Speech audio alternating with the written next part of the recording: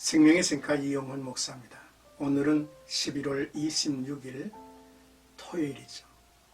생카에서는 스바냐서를 묵상하는데 오늘은 7번째 시간 마지막 회입니다.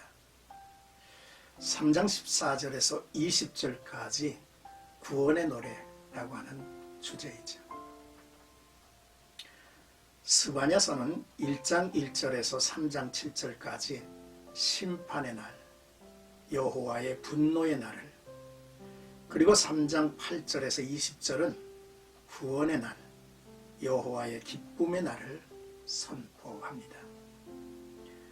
하나님의 심판에 대한 스바냐의 예언들이 어두운 만큼 마지막 구절들은 기쁨과 밝은 화음으로 울려 퍼지죠.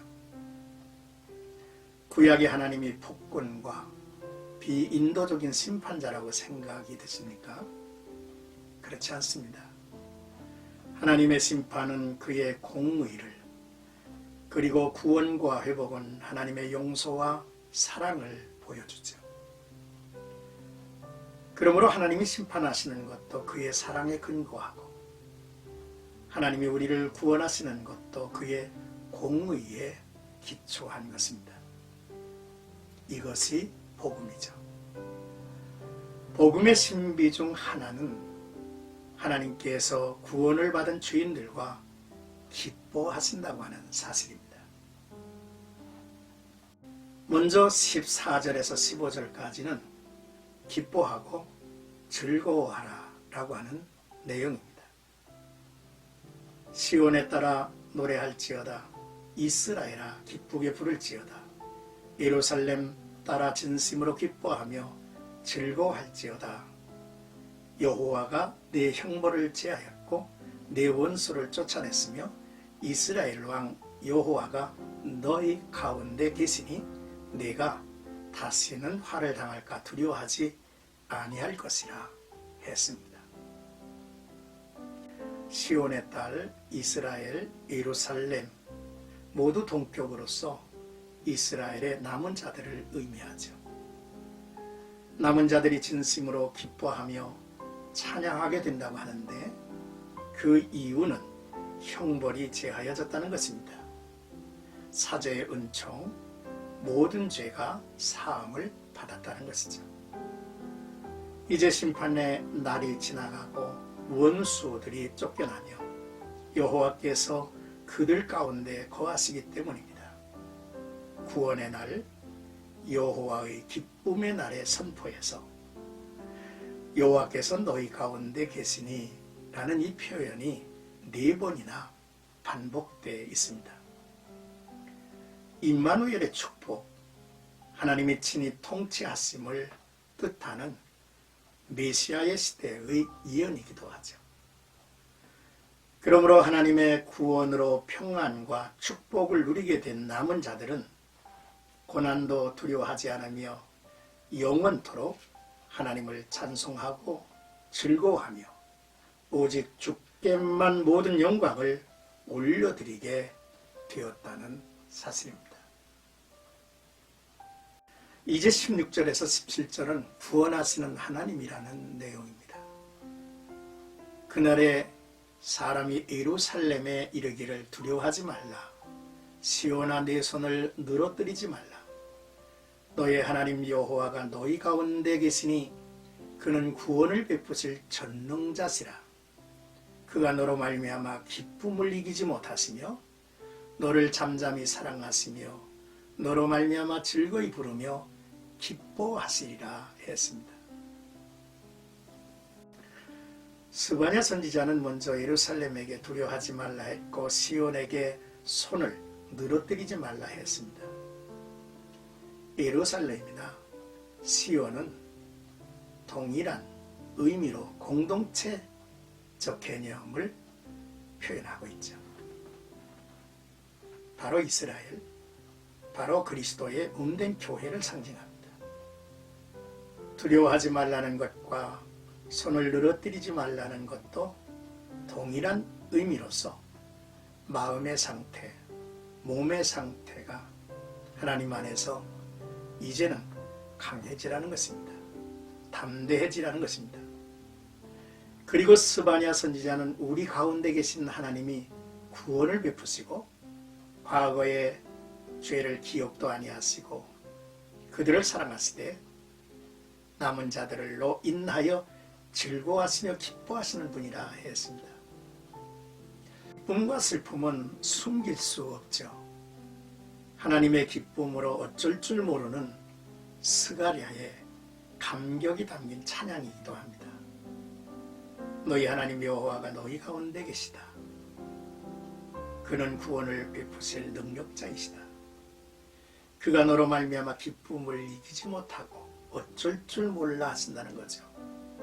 너를 잠잠히 사랑하시며 너로 말미암아 즐거이 부르며 기뻐하시리라 했습니다. 우리 하나하나를 호명하여 부르시는 즐거움 속에서 하나님이 계시다는 사실이죠. 이제 끝으로 18절에서 20절까지는 회복하시는 하나님이십니다. 내가 절기로 말미암아 근심하는 자들을 모으리니 그들은 내게 속한 자라. 그들에게 지워진 짐이 치욕이 되었느니라. 그때에 내가 너를 괴롭게 하는 자를 다 벌하고 저는 자를 구원하며 쫓겨난 자를 모으며 온 세상에서 수욕받은 자에게 칭찬과 명성을 얻게 하리라. 내가 그때에 너희를 이끌고 그때에 너희를 모을지라.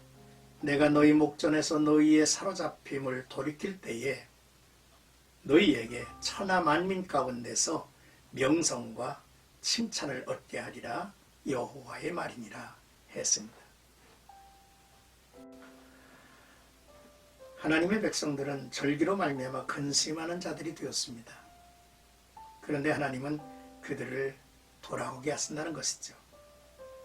포로 생활 중에 절기를 지킬 수도 없었고 또 이 절기 대회에 참석하기 위하여 예루살렘에 갈 수도 없는 처지여서 저들은 슬퍼하며 탄식을 했죠.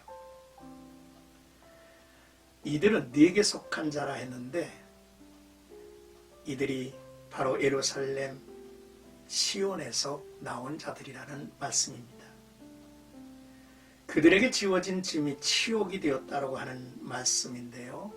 이 말씀은 그들이 예루살렘 멸망과 황폐로 얼마나 견디기 어려운 나날들을 보냈는지를 표현하고 있는 것입니다.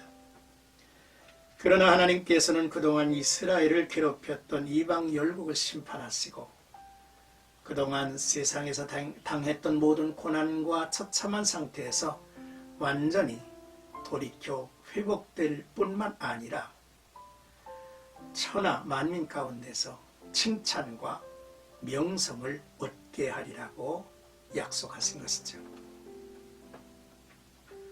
그때라고 하는 말이 반복되어 있습니다. 하나님께서 약속하신 날, 기쁨의 날을 저들 백성이 간절히 사모하도록 하신 표현이죠. 하나님이 결국 그들을 돌이키시고 모으실 것입니다. 애굽에서 이스라엘을 이끌어내시듯 포로 생활을 청산하고 약속의 땅 시온으로 돌아오게 하신다고 하는 말씀이죠. 천하 만민 가운데 명성과 칭찬을 얻게 하리라 했는데 이것은 신명기 26장 19절의 약속을 상기시키는데 왕같은 제사장 나라가 될 것이라고 하는 의미죠. 스바냐서는 마지막으로 나 여호와의 말이니라 라고 결론을 맺습니다. 비록 스바냐의 예언이지만 그 예언이 여호와 하나님의 계시라는 것입니다. 그러므로 이 말씀이 틀림없이 성취되는 것이고 그러므로 모든 예언이 분명하게 성취될 때까지 너희는 기다리라, 인내하라고 하는 메시지가 담겨 있기도 하죠. 소망 중에 살라는 것입니다. 오늘의 말씀을 정리하면서 첫째, 구원받은 성도는 받은 바 축복을 노래하며 기뻐하며 사는 자들이라는 말씀이죠. 성도들의 입술에서 찬양이 떠나가지 않기를 원합니다. 둘째, 하나님께서 우리 가운데 계신다는 사실입니다. 구원을 베푸실 전능자이시고 죄를 사하시고 대적을 물리쳐 주실 하나님, 우리는 그분 안에서 평안을 누리게 되었다는 사실이죠. 셋째, 하나님께서 우리 까닭에 기쁨을 이기지 못하시고 우리의 이름을 부르시는 행복 가운데 계시는 분이라고 하는 사실입니다. 넷째, 우리가 죄로 말미암아 수치를 당한 자이나 우리를 사하시고 정결한 백성 되게 하셔서 천하 만민 가운데 명성과 칭찬을 받게 하신다는 말씀이죠. 세상에서 왕같은 제사장으로 사는 아름다운 성도이기를 주의 이름으로 축복합니다.